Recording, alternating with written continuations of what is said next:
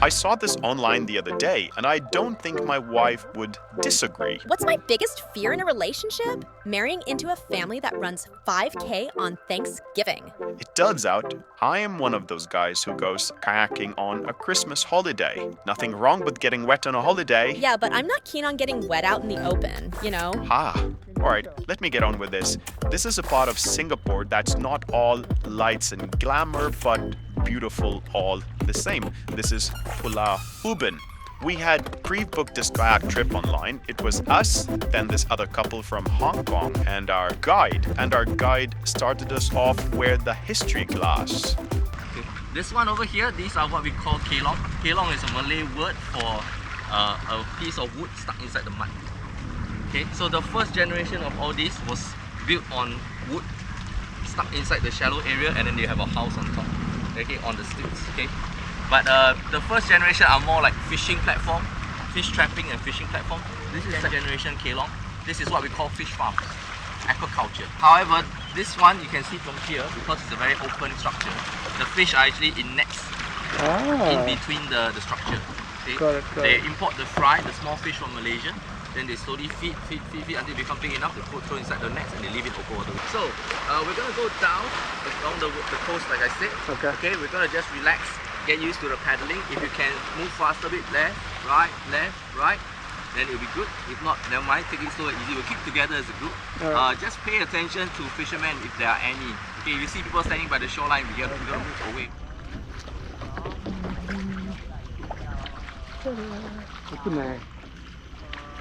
아니 넣으라고. 예쁘다고. 어떤 거? 그렇구나. Yeah, careful don't get turned in here. Sure. Alright, right,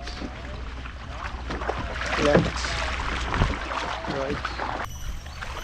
That's a bird call, isn't it? I haven't a clue, but here's what I know. Pulau Ubin is a little island north of mainland Singapore, pretty close to Malaysia.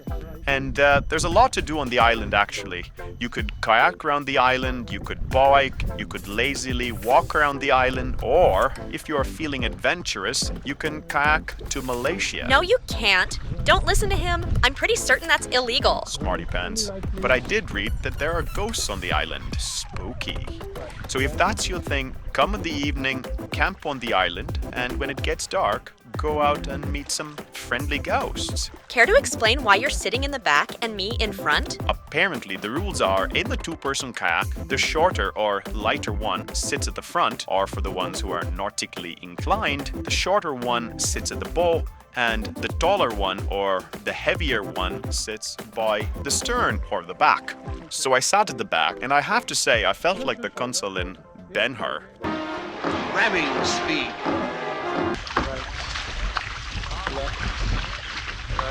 As for the lads from Hong Kong, they were still finding their rhythm. Yeah, we're at the mouth of the river. So that's why it's a lot calmer here. Okay. Suddenly you don't feel the... Just now when you turn the corner, you feel the water rushing. Right. You hear that sound? It is a sea eagle. Sea eagle. Yeah, sounds like a duck. There's a whole family of them up there in the big tree. This is the route we took. It was a pretty lazy ride. And if you do kayak out in the ocean, make sure that you bring a hat because it can get really hot, unless you're Irish and are desperately in need of a tan. Don't forget to bring along some drinking water. As you go further in, depending on the tide, you're either going with the flow or against the flow. But it's not all that difficult. We were not really that good. But it really is pretty easy. Yeah, so welcome to the mangroves of Pulau Ubin. Okay. This is the start point for going in. So you can feel the water start to push out because the tide is going down. Okay. So the water is emptying out the river. Okay. So I'll just do a bit of introduction before we go in and then we explore the mangroves a bit. Okay. So this is the largest patch of mangroves left behind in Singapore. Okay. About 139 hectares in the whole Singapore. Okay. The biggest single patch is on the island. This patch with the rest of the patches in Singapore account for about the remaining 10% of what we used to have. We've lost the other 90%. Singapore being so highly urbanized. Okay.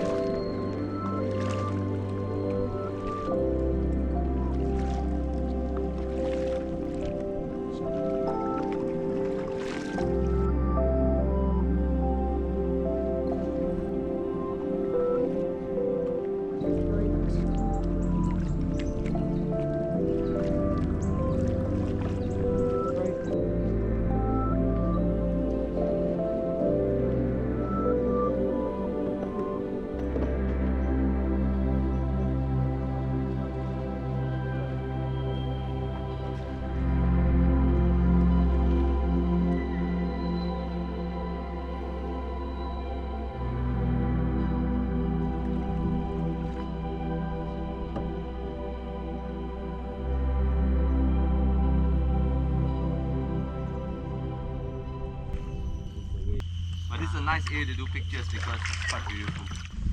Shall we go? Slowly? Yeah. Okay. Yeah, 12:14. We should be back by 1. We should have lunch. We're good for lunch on the island, I think. Alright. Just follow me, guys. Let's go.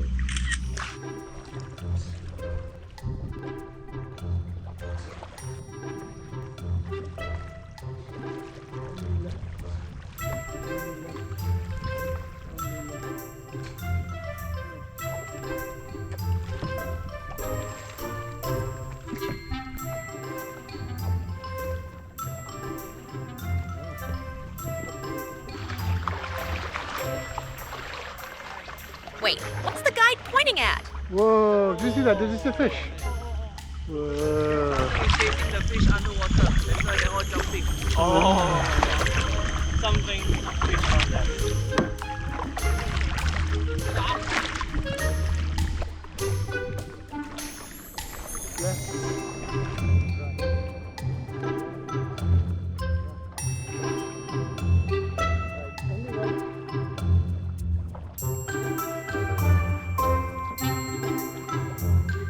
Singapore as a whole is really clean and nice, and you'll generally struggle to find trash in the mainland, but here you do find trash along the coastline, which was a little bit depressing. So, who's doing all the littering? Here in the wilderness, a lot of this trash floats in from These farms? Yeah, Okay. because they blow overboard, they drop overboard.